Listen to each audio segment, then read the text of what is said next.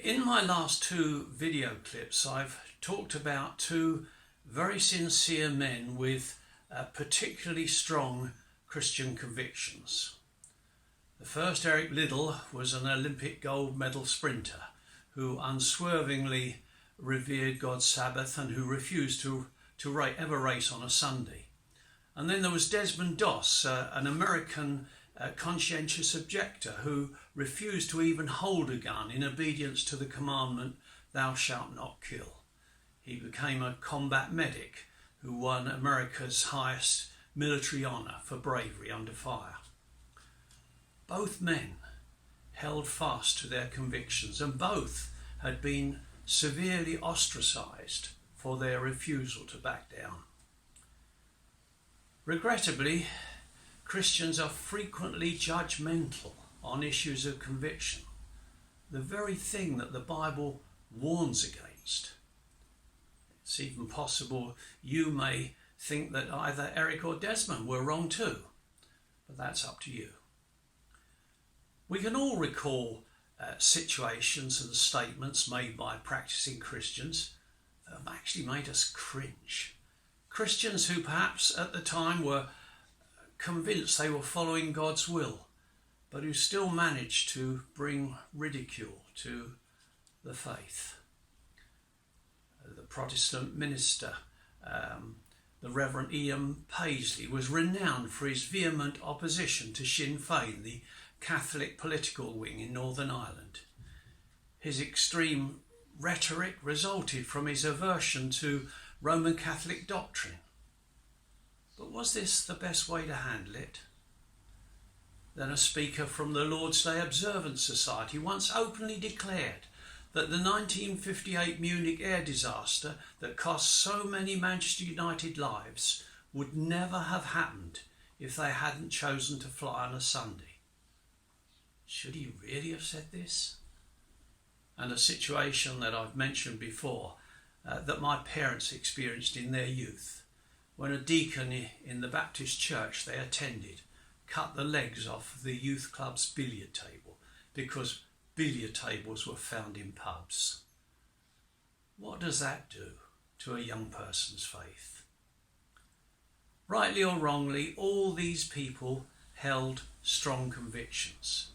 But there's a big difference between that which is a genuine belief that honours God and that which is just pure bigotry. The Apostle Paul takes up the theme on how to handle convictions in chapter 14 of Romans, where, considering the example as to whether it's right or wrong to eat meat that has been offered to an idol, he says the following words, and I'm going to read from the passage of chapter 14 from the Living Bible. It's a paraphrase, but it brings out the point very clearly. Don't criticise a brother for having different ideas from yours about what is right or wrong. For instance, don't argue with him about whether or not to eat meat that has been offered to idols. You may believe there's no harm in this, but the faith of others is weaker. They think it is wrong and will go without any meat at all and eat vegetables rather than eat that kind of meat. Those who think it is all right to eat such meat must not look down on those who won't. And if you are one of those who won't, don't find fault with those who do. For God has accepted them to be his children. They are God's servants, not yours. They are responsible to him, not you. Let him tell them whether they are right or wrong. And then moving on to verse 13, it says this, so don't criticise each other anymore.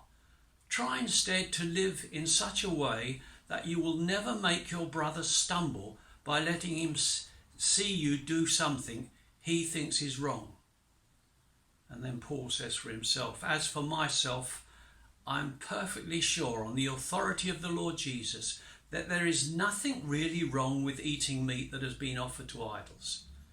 But if someone believes it is wrong, that he shouldn't do it, because for him it is wrong. Now clearly there's nothing wrong in holding fast to a conviction that you sincerely believe is right, but never let it be the cause of another person's confusion. Furthermore, if you have doubts as to its correctness, then the Bible tells us don't pursue it, because you're not acting from faith, and as such it becomes sin. You know, the late Bryn Jones once gave a group of us a very sage piece of advice, and he wasn't just talking about spiritual matters, but he was referring to all things in life.